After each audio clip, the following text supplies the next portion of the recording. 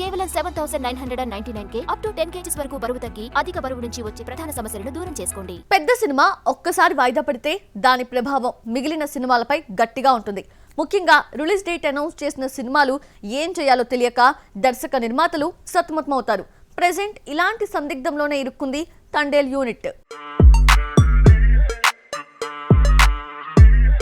నాగచైతన్య హీరోగా చందు మొండేటి డైరెక్షన్లో తెరకెక్కుతున్న పాన్ ఇండియా మూవీ తండేల్ వరుస డిజాస్టర్స్తో సతమతమైన చైతు ఈసారి గురి తప్పకూడదు అనే ఉద్దేశంతో ఈ ప్రాజెక్ట్ని చాలా జాగ్రత్తగా హ్యాండిల్ చేస్తున్నారు.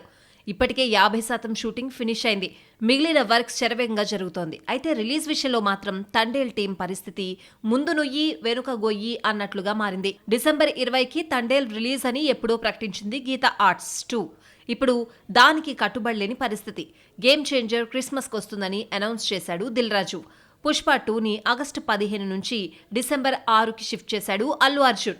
ఈ 2 సినిమాలు డిసెంబర్లో రిలీజ్ అయితే మిగిలిన వాటికి స్కోప్ ఉండదు.